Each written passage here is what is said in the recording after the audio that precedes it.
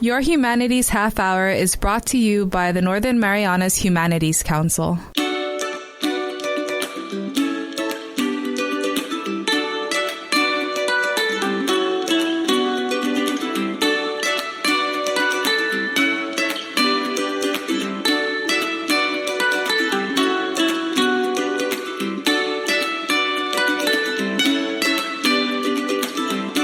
Hapaday Zantero. Welcome to Your Humanities Half Hour. I'm Catherine Perry, and today we have the pleasure of having with us one of the more prolific indigenous cultural practitioners and preservationists in our community, Mr. Noel Quitugua. Noel, welcome to the show.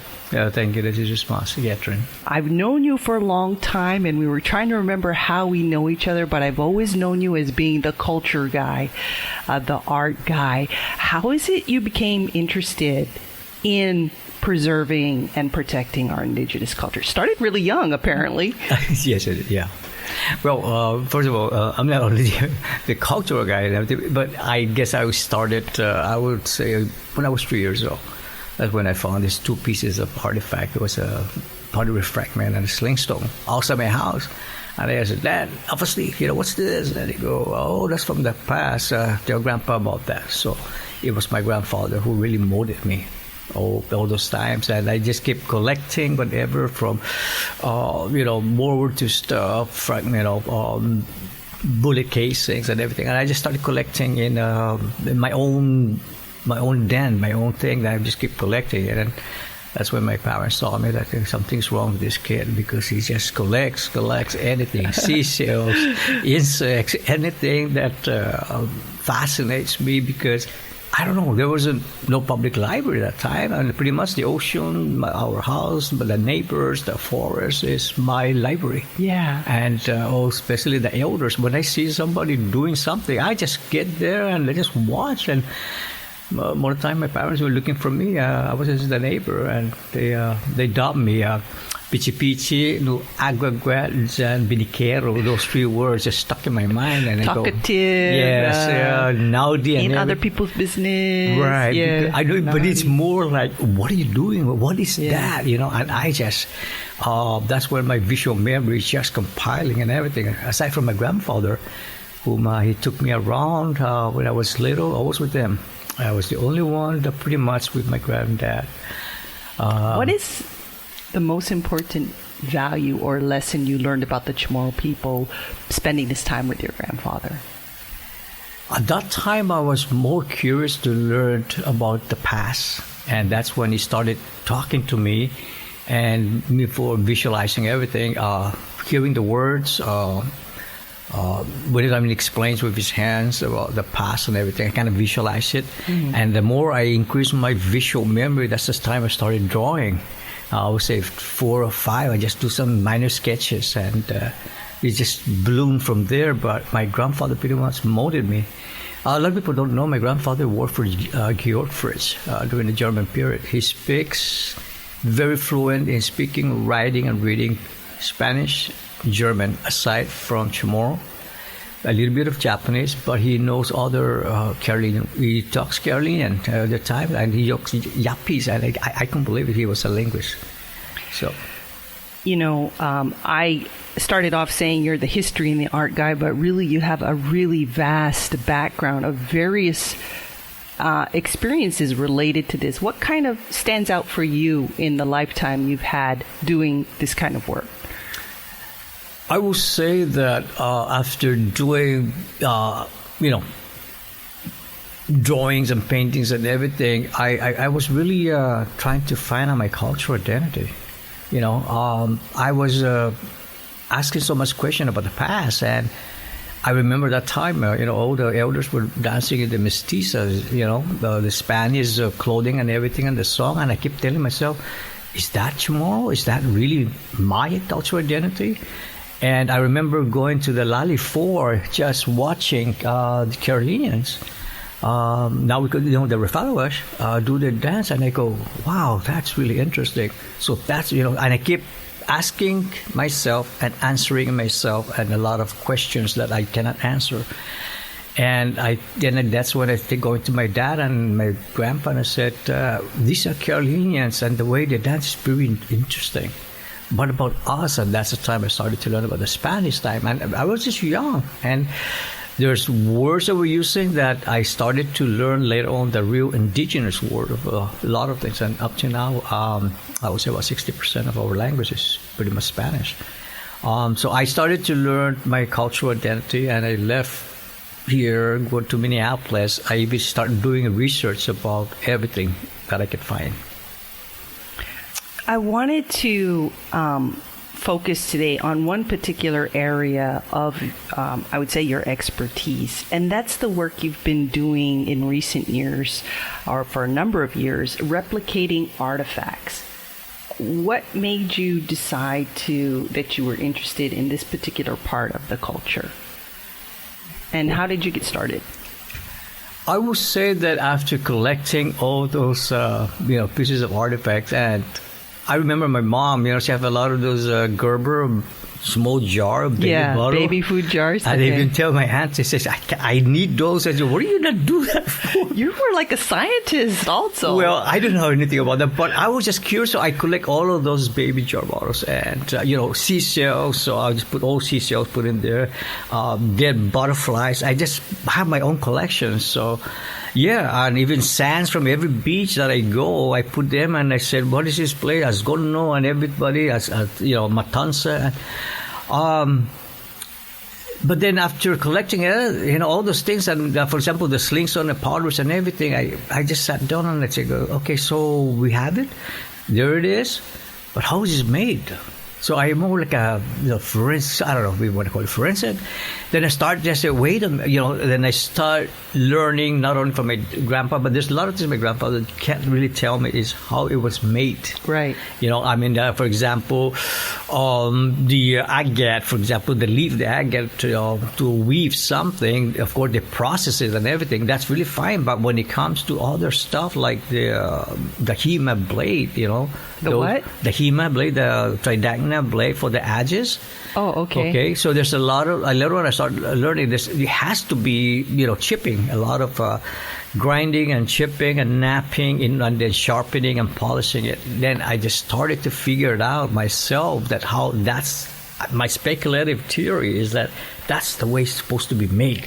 And I did came across other stuff that I just, even myself, I did go, wow, this is how it was done. One thing I learned is that way back, for example, our ancestors, they just don't crush entire seashells to get what they want.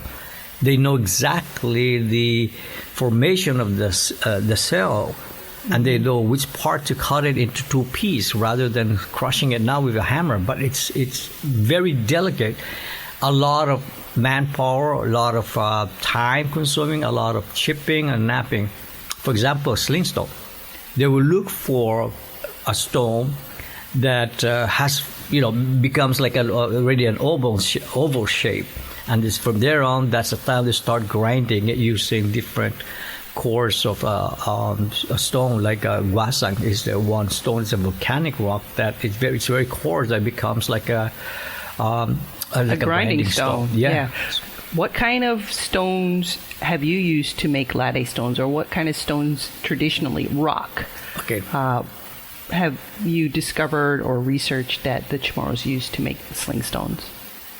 One of them is, the most common one is, of course, the limestone, the solidified limestone. You can find it everywhere, but there's different kinds. There's stalactites, there's just plain white stone, but there's also very rare volcanic stone, like basalt.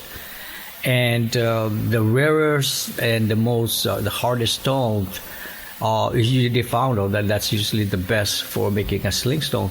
But again, there's another grinding and knapping and chipping and lots of grinding of just to make one particular sling stone. That's probably gonna take about 2 to 3 weeks just to make one. If you just your hand and other stone with water and sand as more like to use sand as part of the course to grind it.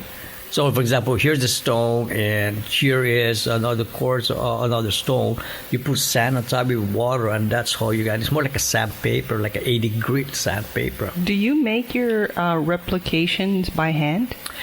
I try calculating my time. One time I made one slingstone. Yes. But it takes me to the point where I was so exhausted, and I go, wow, wait a minute. So it's hard. It's labor consuming. So, do you say, when you say 2 weeks, is that like an 8-hour workday, 2 weeks? Yes, just to make one slingstone. Yeah, one slingstone, and depending on the hardness of the stone too, and also to polish it. For example, for me, looking at it, I saw the coconut husk. So you take one of the coconut husks, and they put fatsi, which is mud. And to me, that's it. It has to be something like this. So that's how they polish. Why did you think to put mud in? What is what the mud does polishing? is so when you grind it and you're really doing the finishing and everything, and then when you want to make it shiny, you use the mud as like a chalk, for example. A chalk is dry, but you take a chalk and you put water on it, and it becomes Okay. It becomes part of it to make the slingstone really shiny. Because one thing I found out is that why did our ancestors have a slingstone with that shape? I think they know about aerodynamic. Yeah, I would think so. Your first slingstone, how did that turn out? Was it symmetrical? Sort of. It wasn't quite, but it was. After working for 2 weeks, you got it to be okay. That was a long time. I lost that particular stone. I have no idea where I put it, but they usually take it with your pointed finger and your thumb, and they put it there and they kind of spin it in order to see. Okay, so you're holding your thumb and your index finger up like you're measuring something. So it's about the length between your thumb and your index finger when you make a C, for example. Yeah. Oh, interesting. So that's when they try to figure out if they can spin it, and then if they see that it's not that quite straight, then they do it again a certain area. They can see where it's bulky. So when you spin it. So all those things, more like an eclectic person learning to a lot of different things and how it was made. Because when they get a mother pearl, we call it pahang, they know exactly which part to use, but they're very good in utilizing the materials. They're resourceful. They know how to recycle things, and they know how to make sure that certain pieces are not cracked in order to utilize it for something else. You know what I notice is, well, number one, you've basically taken these things or pictures of these things and reverse designed it how you understand or how you think it would have made. But you're speaking of the Chamorro people like they still do those things. You're using present tense. You didn't say, I think they did it this way. You said, they do it this way. Do you feel in a sense that you are connected to the people of the past who actually did these things? Or what is your feeling there that makes you feel that, yes, these things are still being done today versus these things are something of the past? Growing up, there are a lot of times when I spend myself in the forest all night, in the ocean. They come looking for me. When I go to all the places that being there alone, I just feel the sense of for me, my ancestors' spirits would be telling me what to do, and I just had that, and I always know that it's like they're somewhat feeding me all their knowledge, but it won't be complete because there's so much to learn. And up to this point in time, I'm still learning. I'm not just there's a lot of things that every person, and myself included, and I would say I am not truly an expert in everything, but I would say that I like to share with a lot of knowledge that I've been taught and the knowledge that I came about and taught myself, more like an autodidact person. And that's how I keep going on and presenting what I could find.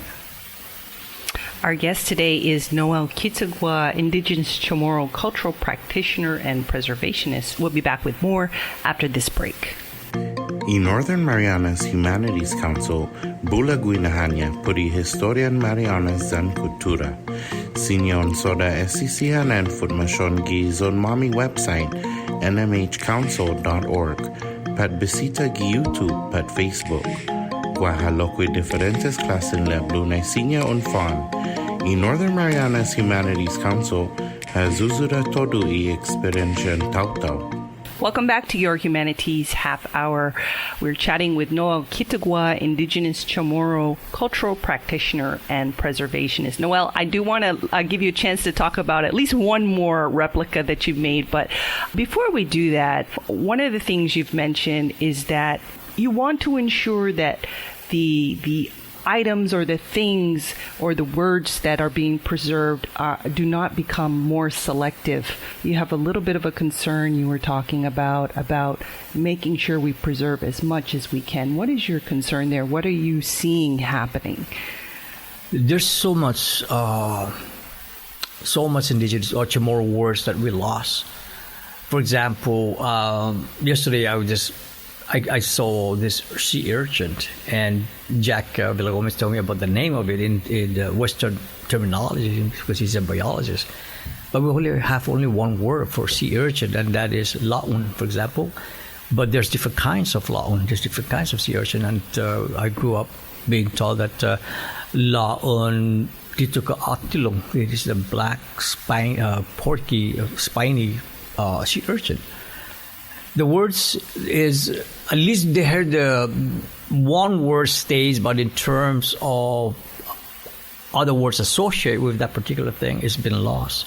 And I just hope there's somebody could, start coming out with the books or something like that to really find out what's been written. The other thing that I do is I also compare with other languages in Indonesia, in other parts of Melanesia and Polynesia, just to find out where is our Chamorro word, because we lost so many words.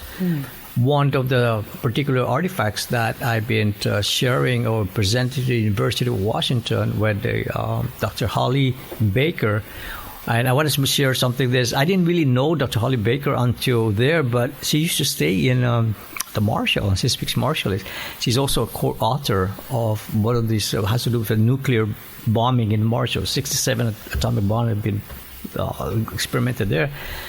And she asked me, can you come do a presentation about what did you really want? I said, I want to do something that has to do with the broca. And broca is a palm drill. So I did all the PowerPoints and everything, and I prepared all the materials for each one of the 30 participant students, and the anthropology students. And I replicated the broca. How did it start it? I would say 94, 95, but go beyond that, way back. My grandfather described to me that, we have this palm drill that it goes up like this and bumping it down, and I just couldn't really figure it out. And he just showed me with sand. It goes like this, like a bow and arrow, And then I just said, okay. Then I will say somewhere in the 70s, I found two stone weight, the size of a dish. Okay. A CD. A small dish? Yeah, the CD, and it's about that thick. And there's a hole 2 in inches thick? I would say it's 4 inches and about 1.5 inches thick, and there's a hole in the middle. You found this in the jungle? I found it in Aqua Resort. Okay. In the beach in that area. Okay. And I showed it to one American guy, and anthropologist, he goes, oh no, that you guys don't have stone money. I said, this is not stone money. This has to do with the weight. Then I said, it has to do with the palm drill. Then he just kind of, So I made it. I found how to make it. How did you find how to make it? Because it just took me a lot of, looking at it, my grandfather's stories. And so how he described it. How he described it. There's a shaft and there's a hole in the middle and there's a string. And in order to go up and down, he has to be a counterclockwise motion. There has to be a string. And I finally figured it out. And I found the pin. The needle. Wait, where did you find this pin? Right next to it is just a long carved stone, pieces like the thickness of a Q-tip, for example. Yeah, this one is a pointed. And wait, I'm sorry, go ahead, finish. So when I found that right next to it, I just collected anything that I find of seashells, either broken, maybe broken to your eyes, but to me, they work on something. And I found that particular right there. It's been sitting for years until I finally figured out how it works. And that's how the broca, the palm drill, has a stone weight, has a shaft, vertical and horizontal with a string. And when I did a presentation, it was worldwide. It's a universal. Nobody knows exactly. Way back to the medieval, to the Roman times, Micronesian, Melanesian, and Polynesian were utilizing it to bore holes onto the spondylus. So the whole thing is that you have a spondylus, there's a hole. How did they make the hole? 1994, I was in Guam. I took that piece and the Haggard Gamsum, and I was displaying it on my table. That was the Arts Council at that time. I was displaying my table, and I saw an elder with his cane. I saw his eyes going like, just kind of eyeing it, looking at me, and they go, oh, I know what he's doing. He dropped the cane, and his 3 grandkids were with him. He dropped the cane. He walked really fast to me. He held up the brocas and said, "Ay, layo sa lola lay broca. How's it from Managua? Because the tawbi from Managua." My grandfather told me that. He told me how to describe it, then I finally made it. And he just took it up, spin it, wake down, and he actually motioned it, and the palm drill works.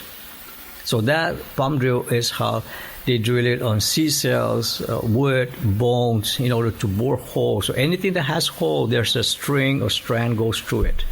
So that's how I'm thinking this could possibly be the only hand drill left, at least in Saipan. There's one at the library that they commissioned me. A lot of my artifacts are there. Okay, but this original one was made from something you found on the beach. Right. The weights and the needle, which is so amazing that of all people, I mean, that can only have been meant to be, because out of all people, you were the one that saw it. The guy who focuses on this work, who understands what it is you saw, that was meant to be, I say. I would say so. Even some people, when they friend of mine, when they find a cell that's off inside lime, they hold that thing and they're beer naturers, and they took out a scoop of it and they try. So it has that relationship, that connection. What has your work taught you about the ancestors who lived long ago? You're doing what they used to do. Do you have any insights into what kind of people they were that you gained from replicating this work that they used to do? They rely pretty much on themselves as a society to survive. There's no one, it's not like a nuclear family where you by your own self and everything. No, they work together. It's a communal place, metrolido, and they work together to survive.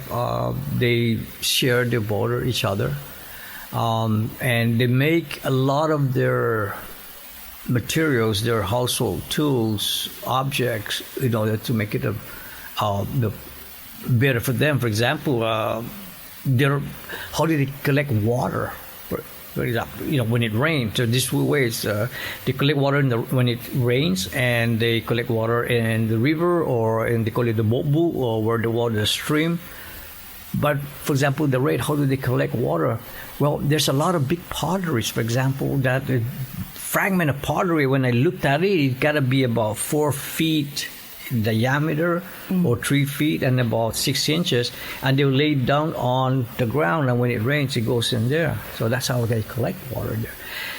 They make things to better their lives on a daily basis. Not to fool around or to... Yeah, they probably didn't have a lot of free time to scroll on the internet, or, they were always, they're always working. Doing something productive. Yes, they're always working. It's like they collect, they catch fish, for example. They have a lot of fish, they give it away, but the rest, they'll salt it and dry it in the sun, and then after it's dried in the sun, they put it in a big tembut and both store the fish just in case in the future coming storm. And after the storm, they know how to survive. So a lot of those things that they made back then, which we, if you go to hardware, you find all the things. They have saw. They have saw to cut wood, and they have a file to grind things down, to polish it. They have all those things. It's just that it's, everything is time consuming and a lot of labor. What is on your plate now, and what is coming up for you as far as sharing this culture? Since I left here, I continue my journey participating in the community festival in Tacoma, Shadow University, Agni Festival, Tacoma, Agni Festivals, and other places. Aside from being, invited to conduct lectures in other colleges, but mostly now University of Washington, and sharing my culture, a little bit of it, and also seeing my own people coming there. And every time I have a festival, the other Micronesians come to my tent and they just sit around and they use my adjust to carve wood, see all my drawings and research, and they share the similarities. I had a collection of vast seashells that I always bring it up, and everybody knows. For example, the important the seashell. What it's used for. Yeah, it's food, and yet they use it for different things: body ornament, tools, weapons, you name it. They just. And I'm still learning, and I'm still struggling to learn things that are rare objects that I just could not figure it out up to this point in time. I'm just still working on it.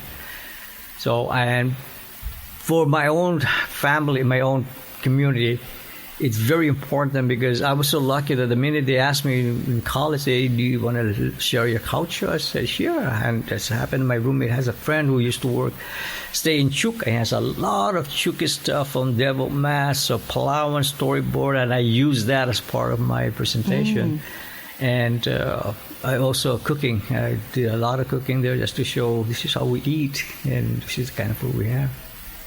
Sharing my culture and learning from others, but by stretch, I really want to emphasize to my Chamorro community, and I can tell them in my language if you want me. Please do. Lu para todos sabjo. Ni mane kung gini kulon niya hamso ni Chamorro, gosin mo kerwa sabi na tungo hamso na gof importante ni para ta konsigi pumotika mo na lenguahita I costumbretta I pengata costumbretta dyan I kulturata sa no bulag isang malago tumu hodyo ginin mano dyan hafasyan soge sa ususuzo amzu no por favor importante sa ginatan no mamatay lenguahita mismo pamagulo katigi sa mauli manungo ja gi jastiga bisa ngonam zo na debinata Sogis this hita si patatsunegi lagi patafan lagi mamela sungeta años sa mga natalina malalali kutrata sa lenguahita kumutita sogi hogs ang go deba ni tafana adingani kada dia sa gwana palabra malago tumugi pag jom pega gi apa puluntugi jon adingani kutusi famagon mo sa neto sa neta siya sa ususuzo uzadzama ipsin mizu lagi patafan lala muna ini lalata kultura lenguahita kulturata dan ipenggata dewi na tafana apipin muna and what bisong namso. Our guest today has been Indigenous Chamorro practitioner and preservationist Noel Quitugua. Noel. Thank you. This has been Your Humanities Half Hour. I'm Catherine Perry.